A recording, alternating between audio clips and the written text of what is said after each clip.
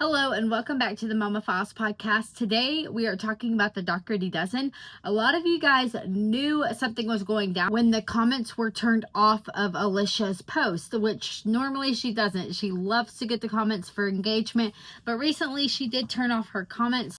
In this news article, here is lovely James, her adopted child that she adopted a long time ago. She exploited James on the internet for years on end, and then finally he went to college. I guess he dropped out of college, moved back home, and then she said he had left to go live with his grandparents, whether that be biological grandparents, adopted grandparents, I don't know. No one knows, right? And then bombshell, this shit hit the news. He was arrested for lewd in a public place, which means he was doing some stuff in his car, which all adults can. He's 18. He can consent to whatever he wants to consent to, right?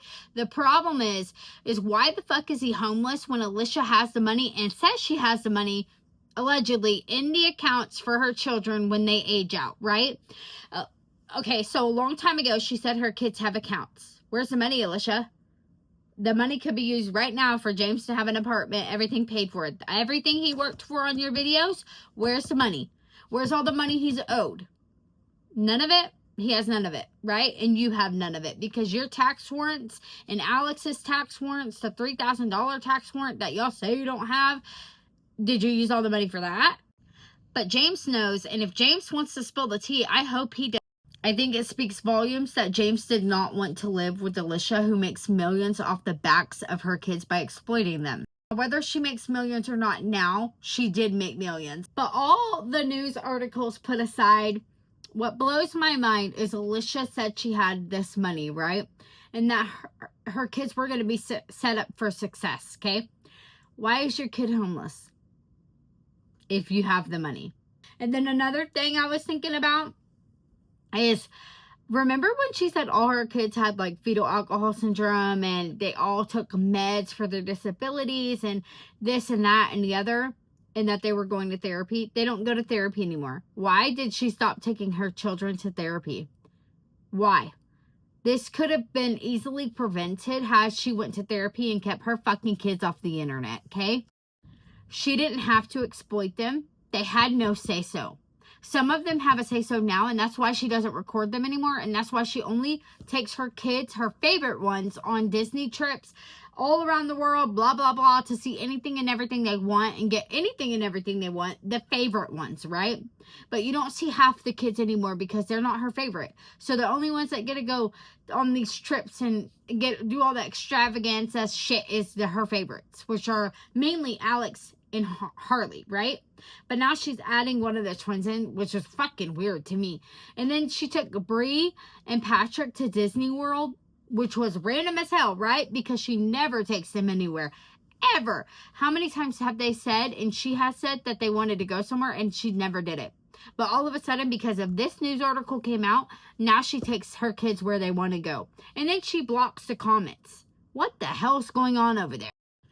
And I have a feeling that Alicia is not going to speak about this at all. Her comments are just going to be positive, uplifting comments because she's on the back end deleting every negative comment about her.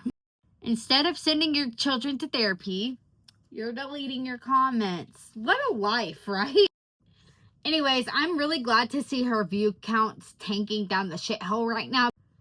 Because a channel with over 1 million subscribers and you only have like 2,000 views on some of your shorts, that's a failing fucking channel, and we know it. I feel like at this point she's grasping onto anything that she has left, basically, and hoping that Alex makes it big so she can drift off of him. And then one of the things I also was thinking about is I don't think Alicia and Josh are together anymore.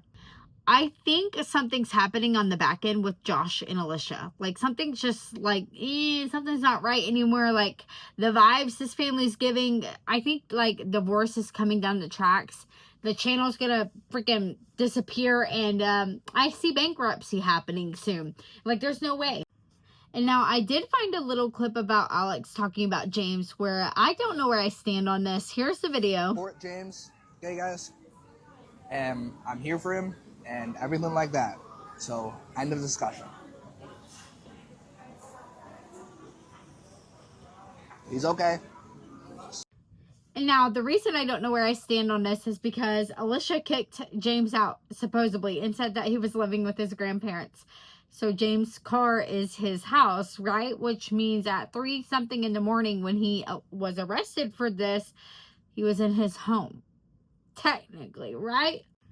But no, I do not support anybody doing this. I understand how it looks and I understand how it sounds, and anybody that does this in public should probably be behind doors, like closed doors, blah blah blah, whatever, safety reasons for sure. And yeah, it's just not something you do in your car. But at the same time, I feel really bad for James because of the life he was fucking given, okay? And had he not been exploited as a child on Alicia Doherty's page, no one would really know who he is and what he does and blah, blah, blah, blah, blah. But it hit headlines because he's famous for being exploited.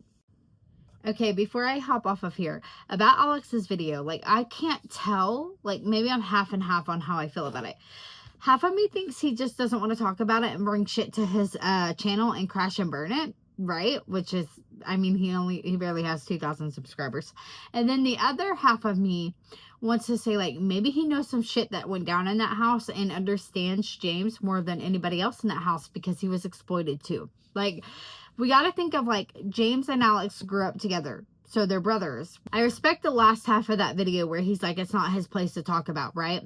So there's something that inside of me that tells me, like, he knows the shit that James went through because he's been through it too. So, like, he does feel bad about what happened to James, but he can't speak on it and doesn't want to because he doesn't want his channel to crash and burn. I think James and Nevaeh know some shit that they can say about this family that would crash and burn everybody's channel that's a part of it. But anyways, that's enough of that shit today. Alicia just pisses me off to no end when I see her. But first comment! It drives me fucking insane. Like, I love coffee too, but not every video has to be, but first coffee! I just can't. And her fake ass tan, bitch. But anyways, I had an interview today and I got there at 12:58. It started at 1, so I was like, yes, I have 2 minutes to spare. Only because I missed my turn to turn into the little place that I was having an interview at, right? And so when I got in there, they're like, what's your phone number? What's your email? What's your shirt size? Okay, we'll call you. Literally, I drove 15 minutes for a 1-minute interview, turned around and drove 15 minutes back home. So I really don't know if I got the job or if it was like, hey, we're just asking these questions. Okay, good luck, basically. Like, I don't know what the fuck that interview was about, but that's the weirdest interview I've ever had and a waste of my time. So hopefully down the pike, I get a job that I love and works with my schedule. But yeah, weirdest interview I've ever had. 1 minute long, shortest interview I've ever had. And I really hope he got my number down right because I need the job. So if you're watching this and you know I was at your interview today, I really need the job. But anyways, I hope you all have a good Saturday and I will see you on my next podcast.